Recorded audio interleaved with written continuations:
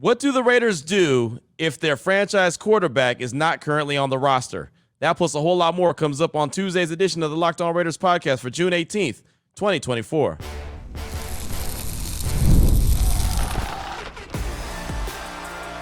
You are Locked On Raiders, your daily Las Vegas Raiders podcast. Part of the Locked On Podcast Network, your team every day. And welcome in, Raider Nation, to another edition of the Locked On Raiders podcast. Thank you so much for making the show your first listen of the day. Make sure you subscribe or follow for free on YouTube or wherever you get your podcast to get the latest edition of the show as soon as it becomes available. As always, if you're giving us a look on YouTube, we appreciate that in a major way as the show grows each and every day. That's because of the support of Raider Nation and because of my man Ari, who does a fantastic job each and every day making sure we're on YouTube, we're looking good, and we're sounding good. So we shout out to Ari. He's on Twitter at Ari Produces. I'm on Twitter as well at your boy Q254. And we got the Locked On Raider podcast voicemail line. You want to be a part of the show, 707-654-4693. As always, we'll have your calls and texts coming up in segment number 3 as we close out the show. A lot of great feedback on a bunch of different conversations we've had over the course of the last week and a half, 2 weeks, whatever the case may be. A lot of great feedback. We'll get that in segment number 3. Segment number 2, we'll talk about the quarterback position. You know that Aiden O'Connell's on the roster. You know Gardner Minshew is on the roster. One of those guys could work out to be the Raiders franchise quarterback, or they may not be. So if they're not, what direction do the Raiders go? I'll tell you about that conversation in segment number 2 of today's show. Here in segment number 1, I always like to do news and notes. Don't have a whole lot of news and notes to get to, but you will hear a good conversation I had with Raiders assistant GM Champ Kelly. I'll explain it, and you'll hear that conversation here in segment number 1. We'll jump into that after I tell you about the title sponsor of the show, which is FanDuel. Make every moment more. Right now, new customers get $200 in bonus bets with any winning $5 bet. That's $200 in bonus bets with any winning $5 bet. Visit FanDuel.com/lockedon to get started today. I'll tell you more about them later on in the show. And after being away for a day, apologize for not having a show on Monday, but Raider Nation, I just was not feeling it.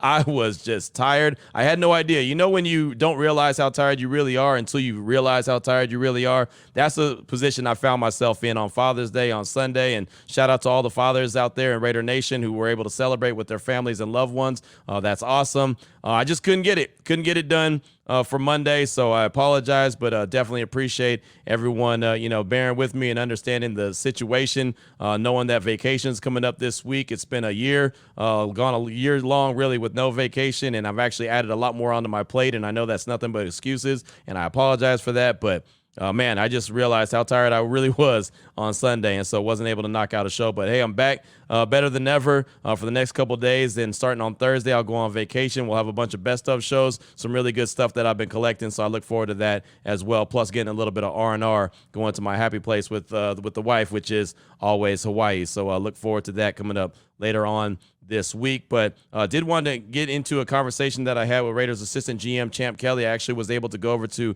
the Raiders facility on Saturday. Every single year, the last couple of years, I should say, he's held the Champ Camp. What is the Champ Camp? Well, it's where he has a youth camp, and he had over 300 kids ages 10 to 18 from around the Las Vegas area, including middle schools and high schools like El Dorado, Basic, Chaparral, Western, Clark, and Green Valley. And what the Champ Camp does, strives to instill the values of commitment, humility, attitude, motivation, and poise. Champ, C-H-A-M-P, through sport-specific skill instruction, delivering messages on life skills, and the importance of making good decisions. Sandra Douglas Morgan was there. Multiple members of the Raiders rookie class were there. Some free agents that have been around for a while were there to help out Champ Kelly. And really, he appreciates when you go out there and support other events that aren't just football related. So I was able to go out there last year. I knew that he really appreciated that. Saturday, after I got my haircut, I was like, man, I still have some time. I can go over there and make the Champ Camp. So I did, and had a couple minutes to catch up with Raiders assistant GM Champ Kelly. Nothing football related, all about the camp, and just thought it was a really important conversation. Here's Raiders assistant GM Champ Kelly from Saturday. Here at the Raiders facility with assistant GM Champ Kelly, and this is your Champ Camp again. We did this last year. We're here again. How much pride do you take in being able to do this? First of all, man, I appreciate you coming out here. I always appreciate seeing you because you carry yourself with great pride and respect, and man, you're always smiling, and it makes me feel good to have you around, man. So I appreciate you being here, first of all. Thank you. But no, this is the second annual Champ Camp. It's always an exciting time for me to have an opportunity to give back. Right. First of all, we're so blessed in this profession. And if we take ourselves too serious, like, we've missed the mark. Right. Like, how can we have so many blessings and not be so eager to give back? Right. Like, and so what we want to do is just build a bridge here. That's all. Yeah. We got a lot of different coaches from a lot of different places. Some of these coaches I played high school ball with. Some I played college ball with. They flew in just to help. Some of our local Raiders coaches are here investing into these campers. Their kids are participating. You got your rookies and some of the current players that are here just to invest into the kids. And so it's really, to me, I think this is what being a Raider is about. Right? It's committing to excellence, which excellence is giving back. It's winning, which winning is the mentality.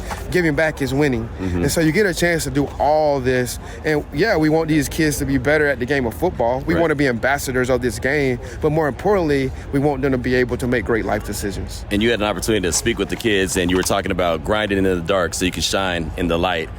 But did it look like the light bulb went off for them when you were able to send that and even give your message of you growing up? Yeah, I can't look at a kid and tell you, when it's going to trigger, when it's going to hit. My responsibility is to plant the seed, and God's responsibility is to grow it.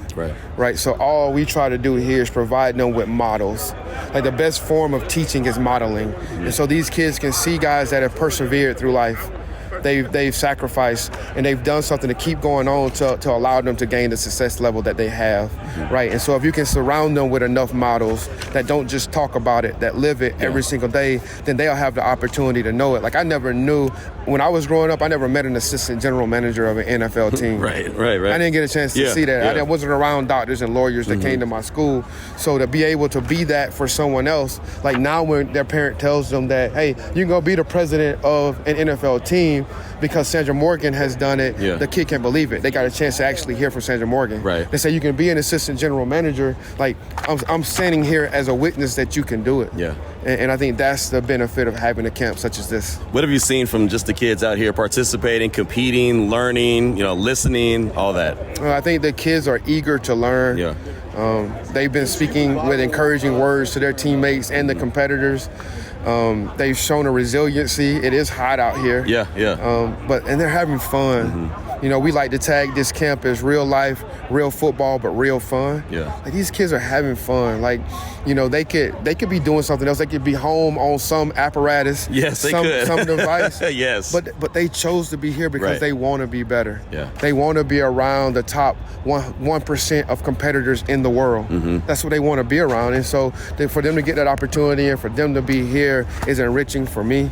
And so it blesses me, and I'm excited to watch it grow. We love being here at Champ Camp. Commitment, humility, attitude, motivation, and poise. That's it. Boom. There we go. Got it. I got it. Thanks, Champ. Really good stuff from Champ Kelly right there. And I'll tell you, I didn't expect that he was going to say what he said about me at the very beginning of that conversation. But you want to talk about a sense of pride. I mean, that made me feel really good that somebody from the outside, somebody who I'm going to their facility to cover their team, had that to say about me. I thought, wow, that's, because people notice. Everyone pays attention to what's going on, and you may not notice who's paying attention to what you're doing, but, to hear the assistant GM of the Silver and Black say what he had to say about me at the beginning really made me feel good and knew that I was doing the right thing. And so, again, it wasn't about me. I thought that the message that Champ Kelly was able to deliver to the kids that were there, the over 300 youth that was there, told them about his upbringing and, how he really was raised by his grandparents. His mom and dad weren't really around, and, kind of went through all the issues that they were going through. Just really is a humbling situation, and basically let all the kids know, hey, you've got great opportunities. Your parents are doing some really good things. You have the Raiders here. You have the facility here. You're able to do other things, and you heard him say it to me. They could be at home on some kind of electronic device and playing video games or doing this, that, and the other, and instead they decided to go out and put some work in early Saturday morning. And so they just want to be better people, obviously better football players, but they use football as that tool to kind of start to, spread the message to the kids, because once they get older like me, we already set in our ways, right? So, you got to get the youth when they're youngsters so they can start to really grow and develop into really good young men and women. And I thought that was a really good event, and very important to Champ Kelly, his wife, and the Raiders organization as well. So I was glad I was able to catch up with Champ for just a few minutes and just be a fly on the wall, observe what was going on at Champ Camp. But that's what I got for you for segment number 1 of today's Locked On Raiders podcast, kind of news and notes that was collected over the weekend. Segment number 2, want to talk about the Raiders quarterback scenarios. What do they do if their franchise quarterback is not on the roster, if it's not Aiden O'Connell or Gardner Minshew? That's coming up in segment number 2 of today's Locked On Raiders podcast. Before we get to that, though, I do want to tell you about the title sponsor of the show, which is FanDuel. Summertime means baseball, right? Baseball, and more baseball. Also, what you could do with FanDuel, if you're not just betting on games, you could also look at the Raiders' win total. You can look at the other teams' win totals across the league and decide if you want to bet the over or the under, right? And when it comes to the Raiders, the last 3 out of 4 years, they've gone over their expected win total. So I always go over the win total, and you can as well. Either way you do it on FanDuel, new customers get $200 in bonus bets with any winning $5 bet. That's $200 you could bet on everything from baseball games to potential win totals for the upcoming football season. Anything that you could think of, FanDuel has got you covered. Go to FanDuel.com/lockedon and add a big win to your summer bucket list. FanDuel, America's #1 sportsbook.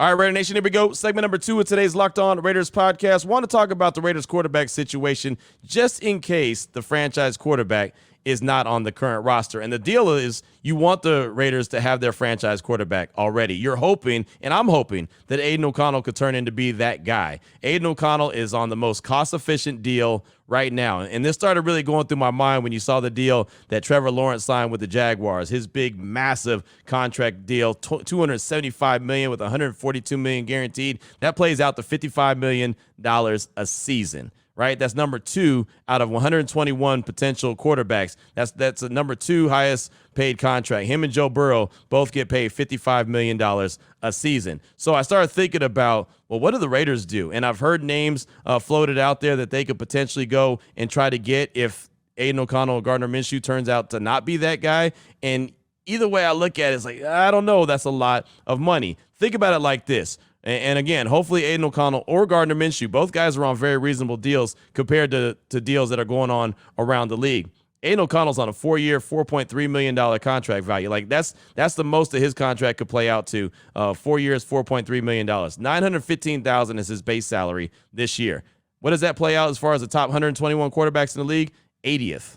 So you see how reasonable his contract is. Even Gardner Minshew, even though he got some guaranteed money from the Raiders, still not bad. 2 years, $25 million, $15 million fully guaranteed. That ranks 20th out of 121 quarterbacks across the National Football League. Neither one of those deals are bad at all. So, again, you're hoping that when Costa Mesa pops up and training camp pops up, the Raiders quarterbacks, either Aiden O'Connell or Gardner Minshew, really grab a hold of this offense and prove to be the quarterback that they can win with. And a lot of people say, well, how will we know? When will you know if Aiden O'Connell is that guy? What is the stats that he has to hit? Or what does Gardner Minshew have to do? And I don't think it's about the stats, necessarily. I think it's about just the body of work. What does it look like? How does it get done? How do the Raiders win games? Right? And I look at this team, and I said it when the schedule came out. This is an 8, 9, 10-win team, I think, in my opinion, right? I mean, they won 8 games last year. I think that they should win at least 9. So my window was 9 to 10 wins. And if they do that,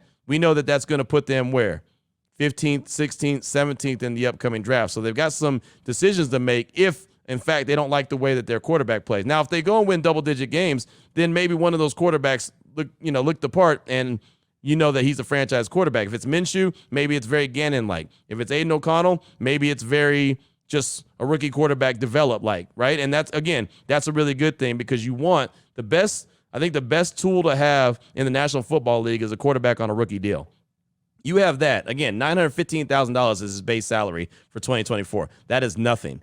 When you have a quarterback on that kind of deal, that's when you can go out and make a move for Christian Wilkins. That's when you can go give Max Crosby a big contract extension. That's when you can go and address Malcolm Kuntz, Nate Hobbs, right? Just to mention a couple, Trayvon Merrick, right? Just Robert Spillane. You can give guys like that contract extensions when you have a rookie deal that you're working with. Once you all of a sudden pay the quarterback the big money like a Trevor Lawrence who's getting $55 million a year, all of a sudden you're going to have to make some sacrifices. Right? I'm not saying you have to sacrifice everybody, but something's going to have to give, right? You just can't pay everyone. You could pay as many people as you want, but then your depth is pretty thin, right? I mean, there's always going to be a give or take. So, you look at the quarterback situation, and I talked about this in pretty great detail on Monday on Raider Nation Radio 920. A lot of names that has been floated out there. Dak Prescott's name has been floated because of his current situation with the Cowboys, the fact that he can't be franchised, the fact that he cannot be traded unless he agrees to a trade. He's got that no trade clause. So he's in a driver's seat right now as far as what he does. I mean, he's in a position where he might just say, hey, Jerry, you took too long to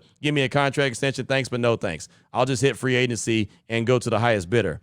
The highest bidder, though, is going to have to pay about $60 million a year, whether that's the Cowboys or someone else. So I threw out the question on Raider Nation Radio, would you rather go that route or would you rather try your luck with the draft? Me personally, I'd rather try my luck with the draft. And there's a couple names that are floated out there right now, but what we know in the draft, as far as college football goes, there's about 3 or 4 names that are out there right now, but by the end of the season, there'll be, a couple more names that we're not even talking about right now. Like a lot of people are talking about, Carson Beck from Georgia, Shedeur Sanders from Colorado, Milroe from Alabama is being talked about, Ewers from Texas is being talked about. There's a quarterback at Texas A&M that, his name is kind of floating out there as well. But there'll be other quarterbacks that's name will pop up. Like we weren't talking about Jaden Daniels, number 2 overall at this time last year. We weren't talking about Anthony Richardson at this time 2 years ago being a top 5 quarterback. We weren't talking about Zach Wilson a few years before that being a number 2 overall quarterback. So there's always someone who emerges throughout the course of the year. It's like, wow, that's that guy. Okay, he could be that dude. But Dak Prescott at $60 million a year, and I know he's got a good win-loss record, 73-41 overall. He did really well. When you look at the stats last year, 4,516 yards, 36 touchdowns, 9 interceptions. He did have a couple interceptions in the playoff loss to Green Bay, the embarrassing playoff loss to Green Bay. That was a really rough one, right? They got ran out of their own building, and he was partially to blame. Their defense was the other part to blame for that. But as far as just the quarterback situation, like Tua, maybe he's a guy that, gets out of Miami. I think that they're going to find a way to extend him. He's probably going to get around Jared Goff money, which is $53 million a year. Point being is these quarterbacks that have been in the league for a while that are veteran quarterbacks, the next guy is going to one-up the next guy, right? Or get very close. Again, Trevor Lawrence is there at $55 million. Hell, he's got a 20-27 overall record. Right, he doesn't even have a winning record, and he's getting paid that kind of money. To me, that is elite quarterback money, and I feel like elite quarterbacks aren't the only ones getting elite quarterback money anymore. Like I don't look at Dak Prescott as an elite quarterback. Maybe he is. Maybe you could tell me I'm wrong, and that's fine. I'm okay with that. I just don't see it. For me, in my money, if the Raiders determine that Aiden's not the guy and Gardner's not the guy, I feel like that they've got to do everything they got to do to just go get their guy in the draft. Right, just like I thought this past year, if they could have made a move to go up the draft and get their guy, they should, right? But those teams didn't want to move off their pick, so I mean, you've got to have a trade partner. But I just feel like that you've got to do whatever you can to try to find that guy in the draft to the point where you might have to draft a quarterback every year, right? I mean, until you find that guy, because you might get stuck in that what they call no man's land, where you're picking 15th, 16th. Hell, if you make the playoffs, you're probably picking in the 20s. Right? I mean, remember the year that the Raiders went? Remember, what was it, 2016, where they went to the draft? They picked, 24 overall? Ended up with Garyon Conley? I mean, there's a chance that you all of a sudden end up in the playoffs, and I do think that Aiden O'Connell or Gardner Minshew can get this team to the playoffs, especially with that defense that they have. But at some point, you got to find your quarterback. Me, again, my money, you might just have to keep drafting a quarterback year after year after year until that one finally hits. Right? And so that one that you finally get is your franchise guy. And again, maybe O'Connell could turn into that guy, right? And then in a few years, then you have to worry about paying him. But at least that's a few years down the line when you know that, okay, this defense has been in place for a while. This defense is already next level. Like I look at them as elite, right? And who knows how many years the Raiders have left with Devontae Adams. He has no guaranteed money on his contract following this year. So that's obviously going to be a conversation. But if they can get some continuity on this team for a while, right? And especially with the quarterback position, obviously we know that that's the most important position. They've got to do it, but they've got a real decision to make, right? If in fact Dak ends up hitting free agency, which there's a good chance he won't, right? Jerry Jones might at training camp decide on the first day when he does his State of the Union, he might just sit up there and, well, Dak is my guy and I got to give him the money. Right, I mean, he might just go up there and pull a Jerry Jones and be the belle of the ball, right, and have all eyes on him like Pac, which we know that that's very Jerry Jones-like. So I could see that happening as well, but there's also a chance that maybe they're not 100% sold on Dak and wanting to give him $60 million a year because that's basically what it's going to cost, which is a lot of money. So what would you do in that situation? Would you make a move in quarterback free agency and try to sign a guy like a Dak for that kind of money? Or would you do like I do and decide that the draft is the way to go, even if you have to draft a quarterback year after year after year? Look, you can go 2, 3, 4 years with Aiden O'Connell, then decide, you know what, we need an upgrade. Let's keep dipping into the draft until we find our guy. That very easily could be the case. I mean, you look at Gardner Minshew. I don't think that he's a franchise guy. I think he's a Band-Aid, which is what Antonio Pierce said that he doesn't want to have, but he's a really good insurance piece as far as I'm concerned. A really good insurance policy, and the money that they're paying him, $15 million fully guaranteed, that's nothing. That is very low money when it comes to quarterbacks in the National Football League, when you know that a guy like Trevor Lawrence just got $55 million. He don't even have a winning record. If the Raiders were to go out and make a move for Dak Prescott at $60 million, he better take you to the promised land.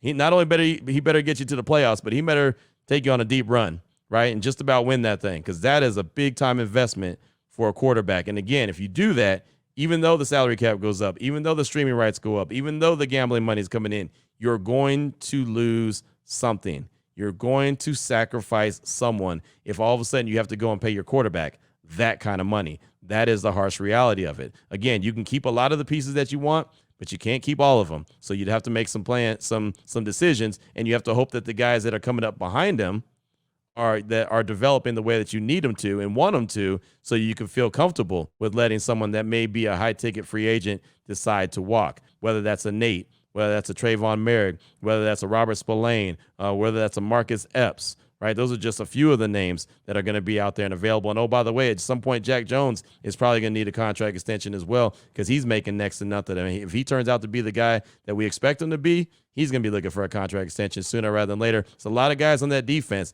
that you want to make sure you keep in the mix. Malcolm Kuntz, right? If he blows up like I think he's going to this year, 8 sacks last year. If he has double-digit sacks this year, okay, then what are you going to do? He's going to be a free agent. Got to pay that man as well. So there's a lot of decisions that the Raiders will have to make. The quarterback, they're hoping the best case scenario in this whole conversation is that Aiden O'Connell ends up being that guy, and you have him on a 4-year, $4.3 million contract. $915,000 is his base salary for 2024. 707-654-4693. That's the Locked On Raider podcast voicemail line. Hell, it's giving you Raider Nation Radio's phone number at first, but 707-654-4693. Your calls and texts are coming up in segment number 3 as we close out the show here on the Locked On Raiders podcast.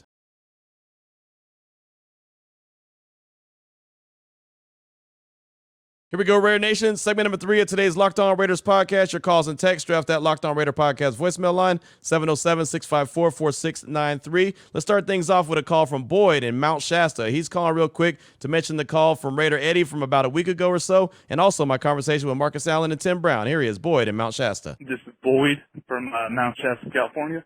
Just giving a call. And Q, I want to say how you ended last week after Raider Eddie's call. No disrespect to you, Raider Eddie, but Q, I think you handled that whole situation perfectly. What I really want to talk about is, one, I think that's really cool that you got to sit down and talk with touchdown Timmy Brown, which is who I got to personally idolize growing up. There was no better touchdown call in my history being a Raiders fan.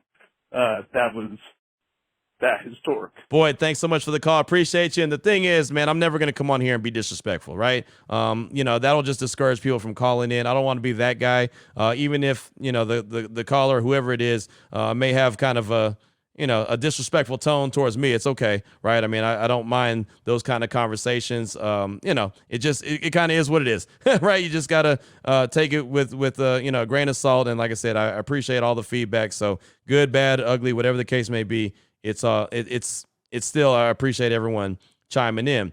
I don't mind giving the truth either. As far as the conversation with Marcus Allen and Tim Brown, that was fantastic. That whole day was fantastic, man. I had 10 different folks from the Raiders organization, former Raiders, Sandra Douglas Morgan, the president, just all kind of folks from the Raiders being able to talk to in that 3-hour period. Like I squeezed in 10 different former Raiders in that 3-hour show. That was amazing. Of course, Marcus Allen and Tim Brown being a big part of it. And all I could think of while I was having that conversation with both guys is just don't mess it up, Q. Don't make it about you. Get out of the way. Let those two guys talk. And that was the most fun, was just being there, like 3 dudes hanging out, having a good time. And you'll hear more of that day. I have a lot of those interviews. Matter of fact, I have all those interviews from that day over at the M Resort, the M Pavilion for the alumni wellness weekend. I got those that I'll have coming up on my best of shows when I'm on vacation starting on Thursday. So we'll definitely have some of that, so you can look forward to hearing those conversations as well. But thanks so much for that call. I do appreciate you.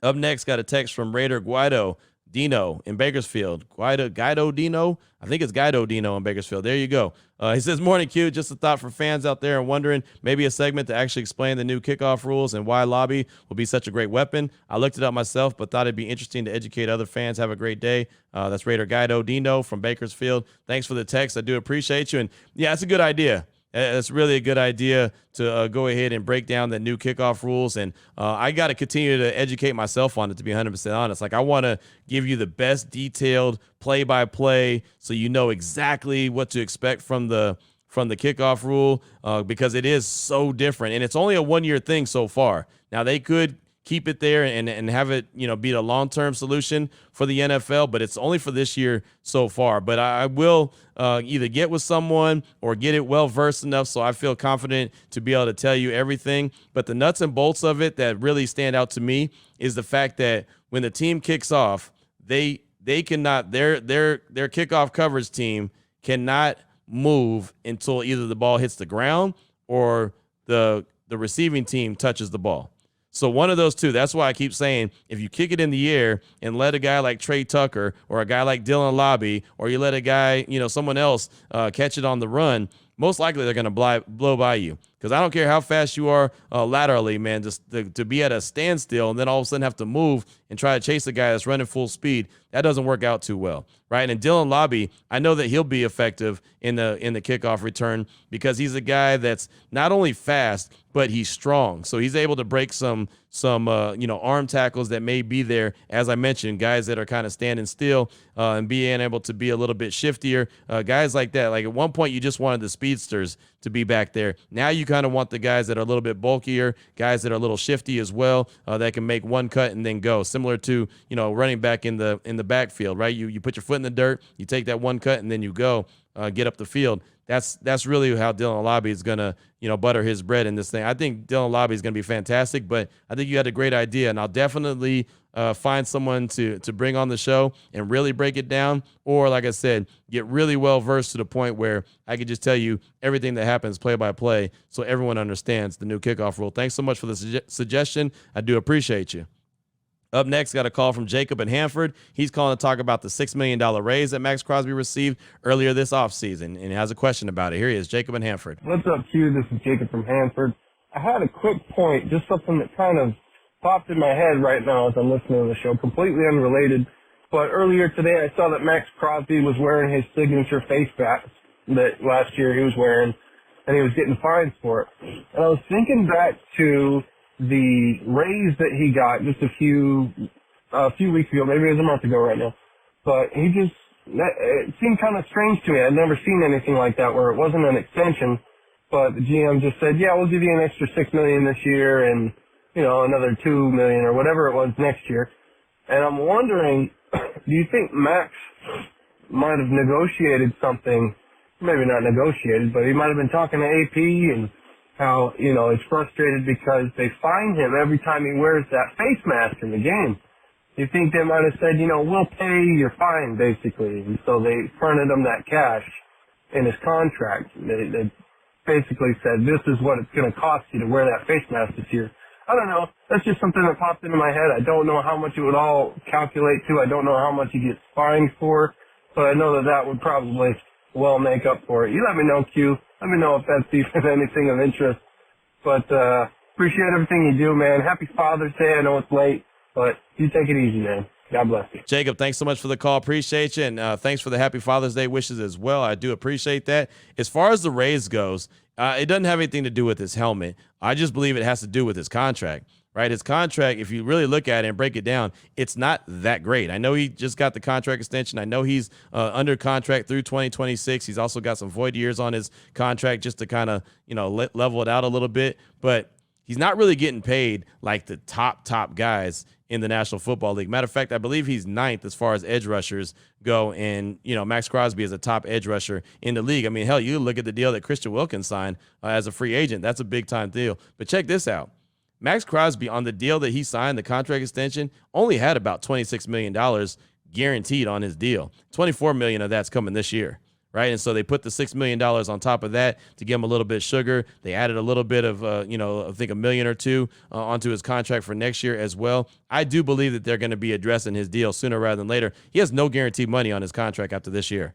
Think about that. Max Crosby, that guy, Mad Max Crosby, the leader of the team, the face of the franchise, has no guaranteed money on his contract following this year. So I do believe they'll be addressing it. Right. The Raiders have about $34 million in cap space right now, salary cap space. So I'm not saying that Max is going to get his contract taken care of and extended right now or worked on right now, but I think that they will definitely address it sooner rather than later. But yeah, I mean, that $6 million was more of just a keep your star happy because of everything that he's done for the organization and everything he means to the organization. So I was a little surprised at first, just, as you were, that it was a $6 million raise and not an extension. But I believe the extension is coming sooner rather than later, especially if he puts in the monster year that I believe he'll have this year with the addition of Christian Wilkins. That's just going to make Max's job that much easier. Thanks so much for the call. I do appreciate you. Up next, and I got time for a couple more, got a text from Mark in Utah. It says, hey, Q, it's Mark from Utah. First of all, love your show. It's my first listen every day. You had a caller a while back that referred to the 2017 Vikings as a model for what the 2024 Raiders could be. I think one team we could hope to be like is the 1980 Raiders. That team started 2-3 with their new quarterback, Dan Pastorini, breaking his leg in that 5th game. Jim Plunkett took over, and behind the Raiders defense, they had 54 sacks and 52 takeaways, which are incredible numbers. They ended the season at 11-5 and became the first wildcard team to win the Super Bowl. I'd love to see you interview some of those 1980 Raiders and see if they think this team compares. Love your show. Just win, baby. That's from Mark in Utah. And, yeah, that'd be fantastic. And I've talked to Jim Plunkett quite a bit over the past few years, see him quite a bit at the facility. I wouldn't mind getting him on the show to talk about it. And, a couple other guys from that 1980s team I can also ask about as well. And look, I hope the Raiders don't start off 2-3, and I hope nobody has to break their leg, for a quarterback to emerge that can help lead the team to the promised land. But I like your thinking behind even a wild card team that can go and win the Super Bowl, right? I mean, the Raiders, I put them at anywhere from a 9-win team to a 10-win team, and a 10-win team I think can at least get into the wild card. I don't know if they're in place to win the division this year. I do think the division or the defense is good enough to win the division, but of course there's always going to be questions with the offense until we actually see how it shakes out and what happens. But man, look, if they can get into the playoffs, that's all they need to do. The one thing I know about the playoffs, defense will win in the playoffs. The run game will win in the playoffs as well. So if you're getting good and consistent quarterback play, which is all we've been talking about, anything is possible. So you got to get there first. So their job, their task in hand is to win 9 to 10 games and make it into the dance. If they make it into the dance, like I said, all bets are off. Anything can happen. But thanks so much for that text. I do appreciate you. We'll close out with a call from Brent from Orlando. He's calling to talk about the quarterback room, and he has a hypothetical he wants to throw out there, and it's very close to the conversation we had in segment number 2 of today's Locked On Raiders podcast. Here he is, Brent from Orlando. Hey, Q. It's Brent from Orlando. We are currently in the dog days of the NFL season. Not a lot of news going around, so I'm going to offer up this hypothetical. I've seen this being floated around across the Twitter sphere through Raider Nation on there. Our quarterback room right now, big question mark going into this upcoming season. Will AOC take the next step, convince you, prove that last year was not a fluke? Those are questions that we will wait on being answered into the season. But looking to the future with the quarterback, when AP was talking about not wanting a Band-Aid quarterback solution, that's kind of what we have this season. And looking to free agency, a long ways away, or a possible trade, I think Dak Prescott, even though the money is going to be ridiculous, I think the Raiders should do a Carson Palmer-esque trade for Dak Prescott in the season if they're close on the precipice of something, so the QB play is really holding us back. Just a hypothetical. Want to see how Raider Nation feels about that one, but keep up the good work, Q. And go Raiders. Brent, thanks so much. I appreciate you. And Yeah, I mean, that's been floating around, and that's kind of why I had that segment number 2 conversation and why I talked about that quarterback situation on Raider Nation Radio 920. My guy Vinny Bonsignor is very much in the conversation and in the ballpark of pay Dak if he's available. If he's available, go get him. Like, he's a winner. He's got a good win percentage. Obviously, he had a really good year throwing the rock last year as far as touchdowns to interceptions. He's basically won ever since he came in as a pick that the Cowboys really didn't even want. When the Cowboys got him, and I was in Central Texas covering Dallas at the time, I remember that was just a quarterback because they had to get a quarterback. Hell, they wanted who was it? Paxton Lynch. They wanted him in the first round. They wanted Connor Cook as well. They wanted multiple quarterbacks. Remember, the Raiders traded up to go get Connor Cook. They jumped in front of Dallas to go get Connor Cook. That's who the Cowboys wanted. They didn't want Dak. Dak was a compensatory pick. They used a compensatory pick on him, and they thought, well, we'll see what we got. He ended up going 13-3 his rookie year. I'm not in the category of wanting to pay the guy $60 million a year. I think that's elite quarterback money, and I don't think he's an elite quarterback, but I get it, right? And if you think that he's a guy that can take this, group of Raiders with all the talent that they have on the team to the promised land, then maybe it's worth it, right? But as I mentioned in segment number 2, something will have to be sacrificed depending on how you structure that contract, how you work that contract. And again, it would be pretty silly for the Cowboys to let him get out of town. They don't have anybody behind him.